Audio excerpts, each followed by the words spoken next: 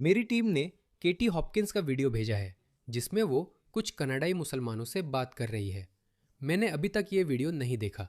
चलिए देखते हैं।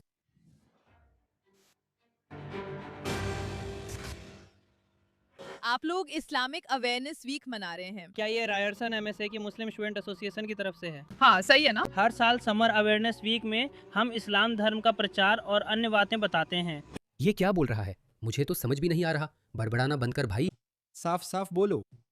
हाँ, सही है ना? तो हर साल हमारे यहाँ एक समर अवेयरनेस वीक होता है जहाँ हम इस्लाम धर्म का प्रचार करते हैं और बाकी बातें बताते हैं। हाँ। हमारे धर्म में दान हमारे धर्म का एक हिस्सा है, इसलिए हम मुफ्त में कुकीज बांट रहे हैं। तो आप लोग मुफ्त में कुकीज बांट रहे हैं। बहुत बहुत धन्यवाद, मैं इसकी सराहना करती हूँ। इस्लामिक अवेयरनेस वीक कैसा चल रहा है? लोग दयालु और अच्छे हैं? बहुत अच्छे। और अब तक सब कुछ बहुत अच्छा रहा है। हर दिन हमारा एक अलग थीम था। हाँ, सही है ना? लोग आ रहे हैं, हमने स्कूल स्टूडेंट सेंटर में बूथ लगाया था। हाँ। सही है। तो लोग आ रहे हैं और आप जानते हैं वे धर्म के बारे में जान रहे हैं और बाकी सब कुछ भी, और जाहिर है हम रोज़ाना मुफ्त चीज़ें भी बांट रहे हैं। रुको, क्या इस्लाम अच्छा है? वे दुनिया को यही दिखाना चाहते हैं। एक ये पक्ष है और दूसरा मोहम्मद अली वाला पक्ष। वो जाहिर है लोगों को आकर्षित करता है, और आप जानते हैं लोग धर्म के बारे में जान रहे हैं और रुचि दिखा रहे हैं। तो अब तक सब कुछ बहुत अच्छा रहा है। मैं सोचता हूँ, क्या वे इस्लाम का वही हिस्सा दिखा रहे हैं जो अल्लाह और उसके रसूल के खिलाफ लड़ने और गड़बड़ी फैलाने वालों से जुड़ा है? तो आप कह सकते हैं कि जो लोग अल्लाह और उसके रसूल के खिलाफ लड़ते हैं, ठीक है, वे बस उन्हें जवाब देने के लिए कह रहे हैं। नहीं, जो लोग गड़बड़ी फैलाने की कोशिश करते हैं, जैसे मैं गड़बड़ी फैला रहा हूँ क्योंकि मैं इस्लाम के खिलाफ बोल रहा हूँ। धरती पर उनकी सज़ा इसके अलावा कुछ नहीं कि उन्हें मार दिया जाए या सूली पर चढ़ा दिया जाए या उनके हाथ पैर अलग अलग तरफ से काट दिए जाएं। मुझे आश्चर्य है कि क्या वे इसके बारे में बात करते हैं। क्या ही ज्ञान का मोती है। उन किताब वालों से लड़ो, यानी यहूदी और ईसाई, जो अल्लाह पर विश्वास नहीं करते, क्योंकि वे अल्लाह पर विश्वास नहीं करते और न ही आखिरी दिन पर। जो अल्लाह और उसके रसूल ने हराम नहीं ठहराया, उसे हमारे लिए हराम ना ठहराओ, जैसे सूअर का मांस या बाल विवाह। आप कहते हैं नहीं, वो हलाल नहीं है। तो जो कुछ मोहम्मद ने हलाल ठहराया है और हम उसे ठीक नहीं मानते, हमारे लिए हलाल नहीं है, तो उनसे लड़ो। यही इस आदेश का मतलब है। हर पढ़ा लिखा मुसलमान इसके बारे में जानता है। कुछ मुसलमान कहते हैं ये तो बस उस समय के लिए था, जो कि गलत है। ऐसा नहीं है। असल में ये कुरान की उन सार्वभौमिक आयतों पर खरा उतरता है जो हर समय स्थान के लिए हैं। ये एक सामान्य आदेश है।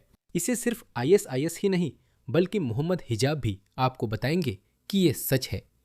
ये एक सामान्य आदेश माना जाता है। तालिबान भी कहेंगे कि ये सामान्य आदेश है। उनसे लड़ो जो अल्लाह और उसके रसूल की हराम की चीज़ों को हराम नहीं मानते और सच्चा ईमान नहीं दिखाते। यही मुख्य बात है। जो लोग इस्लाम कबूल नहीं करते, जो सच्चे ईमान यानी इस्लाम का इजहार नहीं करते, उनसे लड़ो। तो तुम्हें उनसे तब तक लड़ना है जब तक वे अपने हाथों से जजिया न अदा कर दे। तुम मेरी बात पर यकीन नहीं करते। मैं तुम्हें दिखाता हूँ कि एक मुसलमान इसे कैसे समझाता है। जब मुसलमान जाकर पड़ोसी देश को जीतते हैं तो हम क्या करते हैं? हम उन सब को मार देते हैं। नहीं। पैगंबर कहते हैं सबसे पहले जो काम आप करते हैं वो है उन्हें इस्लाम की ओर बुलाना। देखिए, कुरानी आयत कहती है कि जब तक वे सच्चे ईमान को स्वीकार नहीं करते, तब तक वे जजिया अदा करें। तो फिर आपको जजिया देना होगा। वे इनकार कर देते हैं। फिर उन्हें बताइए, अल्लाह ने आप पर टैक्स देना अनिवार्य किया है। इसके बदले अगर दुश्मन देश पर हमला करे तो आप नहीं लड़ते, हम मुसलमान आपकी रक्षा करते हैं इस पैसे के लिए। सुभान अल्लाह। हाँ, और आप अपने घरों में और अपने देश में आराम से बैठकर अपनी जिंदगी सामान्य रूप से जीते हैं। लेकिन हुकूमत शरीयत की है तो आप शरीयत के खिलाफ नहीं जाते, तो आप शरीयत को लागू नहीं करते, तो आप नाइट क्लब नहीं खोलते, आप जिना नहीं करते। अगर वे इनकार करते हैं तो हमें लड़ना पड़ेगा। अगर हम आपसे लड़ते हैं, आपको पकड़कर गुलाम बना लेते हैं, आपकी जमीन ले लेते हैं, और ये सब आपके इनकार की वजह से होता है। मैं आपको दो अच्छे विकल्प देता हूं अगले 40-50 सालों में, जब मुसलमान उतने मजबूत होंगे जितना चाहिए। मुसलमानों को वही करना है जो उनसे करने को कहा गया है। कुरान सूरह 9 आयत 29, जो मैंने दिखाई थी। मैंने इस पर किताब भी लिखी है और लगातार बोल सकता हूँ। इसे देखें।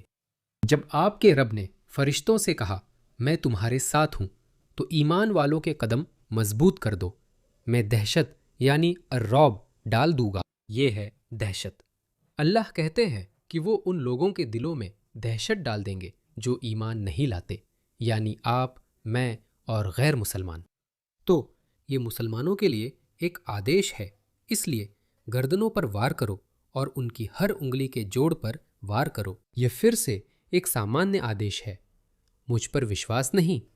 सौभाग्य से हमारे पास पढ़ा लिखा मुसलमान या इस्लाम जानने वाला कोई है। मैं इस्लाम जानता हूँ, लेकिन मैं पूर्व मुसलमान होने के कारण पक्षपाती हूँ। आप एक मुसलमान को सुनिए जो आपको कुरान की यही आयत, अध्याय 8 आयत 1 समझा रहा है। उनके खिलाफ जितनी ताकत हो सके और जितना घोड़े, ताकि आप डर फैला सके। वह हंस रहा है, तुम डर फैलाओगे। अब वह कुरान की इस आयत पर जाएगा। तुम अरवल्ला को डरा दोगे और आतंकित कर दोगे। अल्लाह के दुश्मन और तुम्हारे दुश्मन मैं करूंगा। सुभान अल्लाह, मैं दुश्मनों के दिलों में डर भर दूंगा। यही है जिसके बारे में वो बोल रहा है। देखो, यानी अल्लाह कह रहा है, यही है। मैं डालू या नहीं, ये दहशत है। इस रौब को देखो, यानी दहशत यही है। मैं उन लोगों के दिलों में दहशत भर दूंगा जो विश्वास नहीं करते। यही वह तुम्हें बता रहा है दोस्तों, बिल्कुल यही वह तुम्हें बता रहा है। उल्क़ी फ़ी क़ुलूबिल लज़ीना कफ़रू रुअबा, रूब दहशत। ब फद्रिबू फ़वक़ अल आनाक, उनकी गर्दनों पर वार करो। वे एंड उनकी उंगलियां काट दो। उंगली ही क्यों?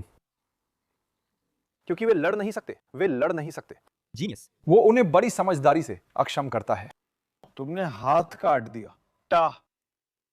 उसकी आवाज में जो जुनून है उसे देखो, और वो गुस्सा, वो दबा हुआ गुस्सा, ये तुम्हारे और मेरे लिए है। यही इस्लाम है। मैं तुम्हें कुरान से बता रहा हूं, और मैं तुम्हें एक विद्वान दिखा रहा हूं। सिर्फ वही नहीं, वह भी और पिछला वाला भी। मैं तुम्हें विद्वान दिखा रहा हूं। कनाडाई मुसलमानों की चर्चा हम बाद में करेंगे। मृत, यही अल्लाह आपको बता रहे हैं कि कैसे लड़ना है। तो अगर आप ध्यान दें, वो आपको तरीके बता रहे हैं। जैगर के मूव्स समझ रहे हैं? अल्लाह कितने जीनियस हैं। वो कह रहे हैं, गर्दन काटो ताकि मर जाएं। मुझे लगता है अल्लाह से पहले किसी को नहीं पता था कि दुश्मन को ऐसे मारा जाता है, और बाकी लोग बस यही कहेंगे, अरे मुझे काटो, मुझे मारो। इस्लाम किसी भी सभ्यता का दोस्त नहीं है। पश्चिम की तो बात ही छोड़ो। और सबसे अहम बात, फद्रिबू मिनहुम फौकल आनाक, एक ही वार में खत्म कर दो। एक ही बार में खत्म कर दो। मार डालो। हाँ। फ़इज़ा लक़ीतुमुल लज़ीना कफ़रू फ़दरिबुर रिक़ाब, सूरह मुहम्मद। अगर तुम उन्हें देखो, फ़दरिबुलहु फ़दरिबुर रिक़ाब, ये बार बार आता है। या गर्दन या उसके ऊपर वार करो, जिसे कुछ लोग अर्रास कहते हैं। तो ये है इस्लाम और कुरान आपके लिए। अब वापस उन्हीं लोगों की बात पर चलते हैं। वे क्या कह रहे थे?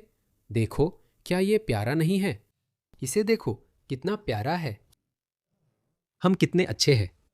इस्लाम यानी हमारा धर्म दान पुण्य सिखाता है, इसलिए हम आपको मुफ्त कुकीज दे रहे हैं।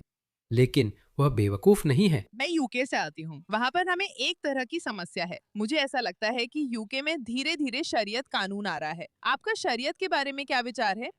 देखिए, ये भगवान के कानून है ना। अगर आपके नजरिए से देखें, हाँ, आप सच में ये नहीं कह सकते कि ये डरावना है, क्योंकि आप मुस्लिम लोगों की बहुत बड़ी प्रशंसक नहीं है। मैं मुस्लिम हूँ। क्या आप ऐसा लगता है कि आप लोग मेरी बेइज्जती करते हैं। आपको लगता है कि मैं खुद अपनी बेइज्जती कर रही हूँ? आइए सर, आप जो कहना चाहते हैं कहिए। वैसे मुझे आपके दांत पसंद है। अच्छा, मैं आपके दांत पसंद नहीं कर सकता? क्या आपने यही कहा? आप जो कहना चाहते हैं कहिए। वैसे मुझे आपके दांत पसंद है। मैं मुस्लिम लोगों की बेइज्जती कर रही हूँ, लेकिन मैं तो बस इस सज्जन से बात कर रही हूँ। बताइए। नहीं, बस मुझे बताइए, अब जरूर बताइए। जैसे ही उसे लगा कि इस औरत को इस्लाम की जानकारी है, तो ये शरीयत के बारे में पूछेगी, कुकीज़ के बारे में नहीं। मैं उस मंदिर का प्रचार करूंगा, तो हम इसमें उतरेंगे और हंगामा करेंगे। दोस्तों, इनकी पोल खुल चुकी है। अगर अब भी आप इसमें फंसते हैं तो हंसी के पात्र आप ही बनेंगे। सच में, आज के ज़माने में अगर आप इस्लाम के झांसे में आ जाते हैं तो आपको कितना बेवकूफ़ होना पड़ेगा। माफ़ कीजिए, आप मूर्ख हैं, आप बेवकूफ़ हैं। अगर आप आज के ज़माने में इस्लाम के झांसे में आ जाते हैं, 10 साल पहले मैंने कुछ गोरी पूर्व मुस्लिम महिलाओं का इंटरव्यू लिया था। एक प्लेलिस्ट है जिसका नाम है एक्स मुस्लिम। और मुझे लगता है कि मैं एक और का इंटरव्यू करने वाला हूँ, पश्चिमी। 10-15 साल पहले आप कह सकते थे कि हमें धोखा मिला, हमें पता नहीं चला, हमें अंधेरे में रखा गया। वो अलग पीढ़ी थी। पश्चिमी लोगों से कहा गया कि दिल खोलो, विदेशी संस्कृतियों को अपनाओ। इसलिए कई लोग इस बकवास में फंसे। लेकिन अब अगर आप इस्लाम के झांसे में आते हैं, अगर आप सिर्फ एक कुकी के लिए फिसल जाते हैं, हमारा धर्म तो दान पुण्य के बारे में है, यही वजह है कि देखो ये लो एक कुकी। लेकिन महिला जननांग विकृति का क्या, शरिया का क्या, बाल विवाह का क्या, तुम्हारे पैगंबर ने एक बच्चे से जो शादी की उसका क्या, एक युद्ध सरदार के रूप में उन्होंने जिनको मारा उनका क्या, इन सब का क्या? तुम मुस्लिम विरोधी हो, वही अजीब दांत वाला आदमी कर रहा था। जैसे ही उसने सवाल पूछा, उसने इंटरव्यू में बाधा डाल दी। आपका सम्मान करते हुए मैं पूछ रही हूँ कैसे? उसके पास कुछ भी नहीं है। तुम जा रही हो, क्या यही सही तरीका है? इससे मदद मिलेगी क्या? क्या मैं शोहरत चाहती हूँ? नहीं। मैं पूछ रहा हूँ तुमसे कहीं ज्यादा मशहूर तुम जोकर, वो है केटी हॉपकिंस। इस्लामिक अवेयरनेस वीक, तुम आई और मुझे वहाँ से जाने को कहा। मैं पूछ रही हूँ क्यों? बहुत बहुत धन्यवाद। किस लिए? नहीं, तुम किससे डर रही हो? सच दोस्तों, इस्लाम का सबसे बड़ा दुश्मन है। सच में, जैसा कि मैंने अभी आपको दिखाया, मैंने अभी आपको कुरान की 2 आयतें दिखाई। मेरी किताब पढ़े, the curse of God, why I left Islam. आप इसे ऑडिबल या अपनी पसंदीदा बुक स्टोर पर पा सकते हैं। इसमें और भी है। क्या? क्योंकि क्यों? नहीं, पर आप मुझसे बात करने आई थी। मैं तुम्हारे धर्म के बारे में बात कर रही हूँ, मैं इसके बारे में जान रही हूँ। हाँ, तुम क्या कर रहे हो? मैं इस्लामिक अवेयरनेस वीक के बारे में जान रही हूँ और एक सज्जन ने कहा कि मुझे यहाँ से जाना चाहिए। ये लो कुकी, क्योंकि तुमने ही मुझसे एक लेने को कहा था। इसे मत लो, तुम्हें नहीं पता इसमें क्या है। मुझे पता है, और मुझे तुम्हारी एक कुकी मिली है जिसके लिए मैं आभारी हूँ। बिल्कुल। अपना इंटरव्यू लेते रहो।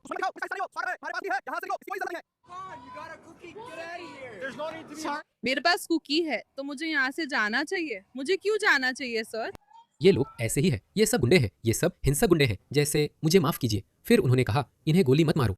जैसे अगर वो बच्चे इस्लाम का सकारात्मक पक्ष दिखाने के लिए वहां है तो उन मुसलमानों को, इन लोगों को वहां से हटाना चाहिए। लेकिन आप जानते हैं कि वे उन्हें क्यों नहीं हटा रहे हैं? क्योंकि वे उनसे सहमत है। वे मानो कह रहे हो हाँ। हमसे ज्यादा सवाल मत पूछो, क्योंकि अगर आपने पूछा तो हाँ, हम फंस जाएंगे। क्योंकि फिर आप हमसे बाल विवाह के बारे में पूछेंगे, फिर आप हमसे इस्लाम के इन सभी समस्याग्रस्त हिस्सों के बारे में पूछेंगे। यही वजह है, यही कारण है कि आप पश्चिम या गैर मुसलमानों से मुस्लिम समुदाय के प्रति बढ़ती नाराजगी के लिए नाराज नहीं हो सकते। मामला सिर्फ इस्लाम का नहीं, बल्कि मुस्लिम समुदाय का भी है। वे जो दिखने में अच्छे मुसलमान हैं, उन्होंने उस आदमी पर हमला क्यों नहीं किया? उन्होंने उसे ये क्यों नहीं कहा, अरे निकलो निकलो, यहाँ से चले जाओ, यहाँ से दूर हो जाओ, हमसे दूर हो जाओ? मुझ पर माइक्रोफोन लगा है। ये एक माइक्रोफोन है। क्या गुफा मानव है? यहाँ से निकलो, ये एक परीक्षण है, यहाँ कोई नहीं होना चाहिए। धन्यवाद दोस्तों, मुझे ये क्लिप भेजने के लिए। मुझे इसके बारे में कोई जानकारी नहीं थी। ये तो कमाल है। तुम इतनी दुश्मनी क्यों दिखा रही हो? तुम इतनी दुश्मनी क्यों दिखा रही हो? लेकिन तुम इतनी दुश्मनी क्यों दिखा रही हो? तुम किससे डर रही हो? क्या? क्यों? मुझे नहीं पता, मेरे मन में ये सवाल है। तुम्हें क्या लगता है टोरंटो में मुस्लिम समुदाय के साथ रिश्ते कैसे हैं? खैर अभी तक सब ठीक ठाक है, समझ रहे हो। और मैंने तुम्हें YouTube पर देखा है, मैं तुम्हारे द्वारा किए जा रहे हर काम की सराहना करता हूँ। धन्यवाद। मैं आमतौर पर उनसे अच्छे तरीके से पूछता हूँ। मैं उनसे पूछता हूँ कि कुरान में अविश्वासियों को मारने डराने वाली इतनी आयतें क्यों हैं? हाँ, वैसा ही जैसे मैंने कहा था। उनके सिर काट दो, क्या संयोग है। देखिए, जैसे मैंने जानबूझकर, मैं बस स्वाभाविक रूप से उन कुरान की आयतों की ओर गया, और शुक्र है। खैर, मैंने ऐसा इसलिए किया क्योंकि हम मोहम्मद इजाज और दूसरे लोगों के बारे में जानते हैं जिन्होंने इसके बारे में बात की है। लेकिन इसे देखिए, ऐसा लगता है कि ये बहुत से लोगों के लिए एक बहुत आम सवाल है, लेकिन उनके पास कोई जवाब नहीं है। और जब दूसरे मुसलमान कह रहे हैं अरे ऐसा करो, तो उनके पास जवाब कैसे हो सकते हैं? मोहम्मद ने एक 6 साल की लड़की से शादी की थी, जो 6 साल की उम्र में उनसे मंगनी हुई थी, और फिर जब वो 9 साल की हुई तो उनके साथ संबंध बनाए। तो फिर ये सब मोहम्मद के होने से कैसे जुड़ता है? मुझे लगता है ये कुछ और है, एक ऐसी दुश्मनी जिसे मैं नहीं समझ पाती। अगर मैं किसी से ईमानदारी से खुलकर पूछूं कि ये दुश्मनी क्यों है, तो मुझे हैरानी होती है। बिल्कुल सही। मैंने सुना था आप मुस्लिम विरोधी थी। मैं इस्लाम की प्रशंसक नहीं हूँ। हाँ, आप सही कह रहे हैं सर, माफ कीजिए, नहीं। क्या आप इसे नहीं चाहते? अगर आप मुझ पे चिल्लाते हैं, मैं फिर भी आपसे बात करने आती हूँ, लेकिन आप सुनना नहीं चाहते। क्या आपको मुसलमान पसंद नहीं है? मैं इस्लाम की बहुत बड़ी प्रशंसक नहीं हूँ, मैंने यही कहा था, वो बहुत अलग बात है। वो बहुत अलग बात है। मैं इतनी बड़ी प्रशंसक नहीं हूँ। मैं प्रशंसक नहीं हूँ क्योंकि मेरे देश में ऐसा है, तो मुझे फर्क नहीं पड़ता। इंग्लैंड में हूँ, नहीं पता वो क्यों चिल्ला रहा है, मैं ठीक नहीं हूँ। वो बहुत ब्रिटिश हो गई है, मुझे नहीं पता वो क्यों चिल्ला रहा है। माफ करना केटी, क्या तुम्हें नहीं लगता ये लोग बर्बर, असभ्य और संस्कारहीन हैं, इसलिए ये ऐसा कर रहे हैं। मुझे नहीं पता वो क्यों चिल्ला रहा है। मैं चिल्ला नहीं रहा, बस इस्लाम मुझे पसंद नहीं है। क्यों मुझे बताओ कि तुम्हें पसंद क्यों नहीं है? मेरे देश में ये हर जगह फैला है। मैंने पाया है कि जहाँ मैं रहती हूँ वहाँ धीरे धीरे शरीयत कानून आ रहा है, और मैं अपनी बेटियों के लिए ये नहीं चाहती। इसीलिए यही मेरी राय है। इसीलिए आप यहाँ हैं। यहाँ कोई शरीयत कानून नहीं है। ये सवाल है, लेकिन आपके साथियों को मुझ पे चिल्लाने की जरूरत नहीं है। नहीं, किसी ने कहा आप हमारी पवित्र किताब का अपमान कर रहे थे। कैसे? एक कुकी लेके और आपसे सवाल पूछ के? हाँ बिल्कुल, तो इससे पता चलता है यही तुम्हारा सबसे आसान तरीका है। मेरा मतलब है मैं ऐसे लोगों से बात ही नहीं करता दोस्तों, बिल्कुल घटिया। थोड़ा सा माहौल गर्म हो गया है। सही है, हमें ऐसा नहीं सोचना चाहिए और गुस्सा नहीं होना चाहिए। आपका दिन शुभ हो, धन्यवाद। इसीलिए मैं कहता हूँ जो कहना है बस कह दो, जाओ भागो यहाँ से, अब और समय नहीं है। मैं तुम्हें ये क्लिप दिखाता हूँ, इसे देखो। शरीयत कानून क्या है, ये सब इसमें शामिल हैं। इन्हें देखो, ये खुलेआम ऐसा कहते हैं और हमें एक कुकी देकर बोलते हैं लो खाओ, क्योंकि इस्लाम दान पुण्य के बारे में है। यही असली इस्लाम है, और ये हम नहीं कह रहे, ये खुद एक मुस्लिम मौलवी विद्वान कह रहे हैं। अल्लाह ने हमें खास मकसद के लिए बनाया। हाँ, मुझे लगता है आपने कई बार सुना होगा कि अल्लाह ने हमें क्यों बनाया और हमारी पैदाइश का मकसद क्या है। अल्लाह सुब्हानहू व तआला ने हमें एक ही मकसद के लिए बनाया है कि हम इस धरती पर उसकी इबादत कायम करें। इंशाअल्लाह ताला कोशिश करें। क्या आप सुन रहे हैं? अल्लाह ने हमें सिर्फ एक मकसद के लिए बनाया है, सिर्फ एक ही मकसद। बाकी सारी चीजें जैसे खाना, शौच करना, बच्चे पैदा करना, खाना पीना, ये सब दूसरी बातें हैं। हर एक मुसलमान का एक मुख्य मकसद है, जाकर खिलाफत कायम करना। इसे हासिल करना हमारा मिशन और विजन है, जिसे हम इस कमेटी में पूरा करने की कोशिश कर रहे हैं। हम चाहते हैं कि आप भी हर संभव तरीके से इसका हिस्सा बने। वो आदमी फ्लोरिडा में बैठा हुआ था। फ्लोरिडा में मेरे पास बहुत ताकत है, लेकिन किसी वजह से हम उसे इस्तेमाल करने का फैसला नहीं कर रहे हैं। तुम्हारे पास बहुत ताकत है मुसलमानों, ये लोग नहीं जानते इनके पास ताकत नहीं है। मैं चाहता हूँ कि ये लोग अमेरिका में कोई गलत हरकत करें। मैं चाहता हूँ कि ये लोग अमेरिका में कुछ करें, क्योंकि देखो ये काम कर रहा है। लोग शरिया बैन करने के लिए कानून पास कर रहे हैं। अरे, और हमें इसे बदलने की जरूरत है, क्योंकि अगर हम फ्लोरिडा में जीत सकते हैं तो हम कहीं भी जीत सकते हैं। नहीं, हम फ्लोरिडा जीतेंगे, तुम नहीं जीतोगे, बेइज्जत होकर बाहर जाओगे। यही हम चाहते हैं और यही होगा। इस्लाम के झांसे में मत आओ। आज के समय में तुम्हारे पास इस्लाम के झांसे में आने का कोई बहाना नहीं है।